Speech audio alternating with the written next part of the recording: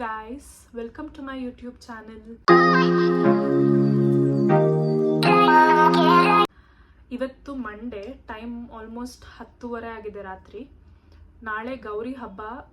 So Gauri ಹಬ್ಬದ preparations ಎಲ್ಲ ಮುಗಿದಿದೆ. ಅಂದರೆ ಮದುವೆ ಆದಮೇಲೆ ಫಸ್ಟ್ ಗೌರಿ ಹಬ್ಬ ಆಗಿರೋದ್ರಿಂದ ಬಾಗ್ನ ಕೊಡೋದೆಲ್ಲ ಇರುತ್ತೆ. ಸೊ ಅದ್ರ ಪ್ರಿಪ್ರೇಷನ್ಸ್ ಎಲ್ಲ ಮುಗಿದಿದೆ. And as the thumbnail says, it is about me getting ready for the trip. So ನಾನು, ಅಮ್ಮ, ಅಪ್ಪ ಮತ್ತು ನನ್ನ husband we are travelling to UK. ತಂಗಿ ಗ್ರ್ಯಾಜುಯೇಷನ್ ಇದೆ. So we are all going to attend her graduation.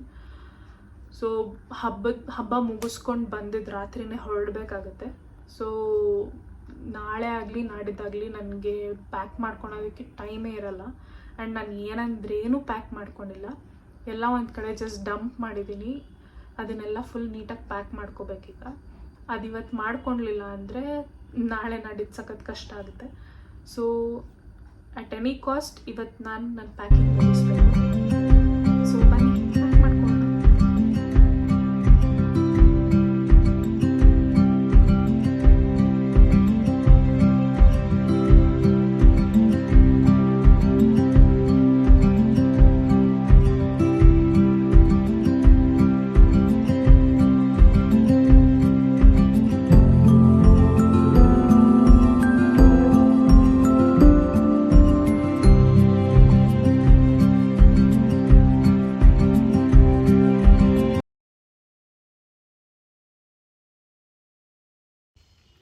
So packing ಎಲ್ಲ ಮುಗ್ದಿದೆ.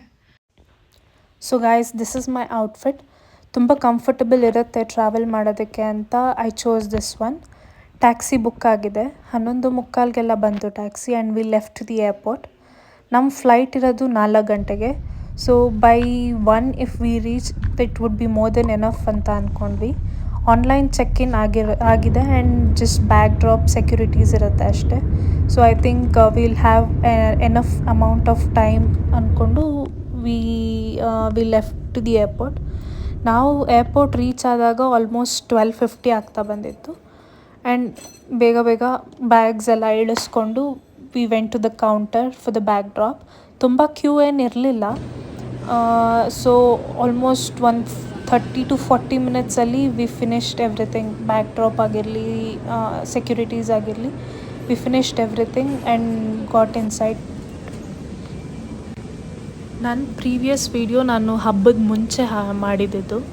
ಹಬ್ಬದ ಟೈಮಲ್ಲಿ ನಂಗೆ ಏನೂ ಶೂಟ್ ಮಾಡೋಕ್ಕಾಗಿರಲಿಲ್ಲ. So the next video which I shooted was right before we left to the airport.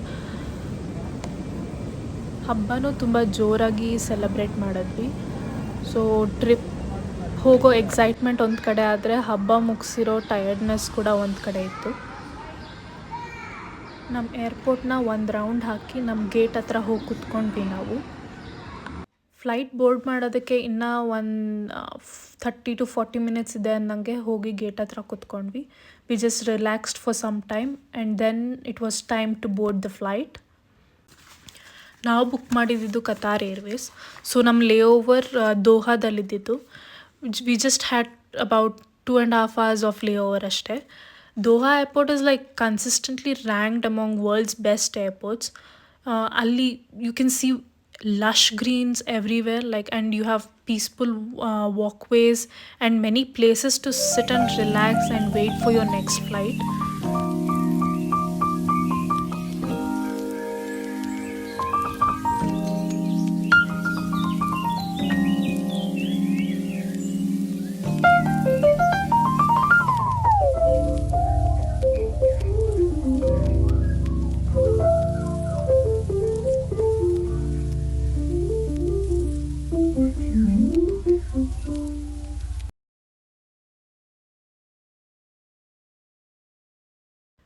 After exploring Doha airport ನಾವು ನಮ್ಮ gate ಕಡೆ ಹೊರಟ್ವಿ.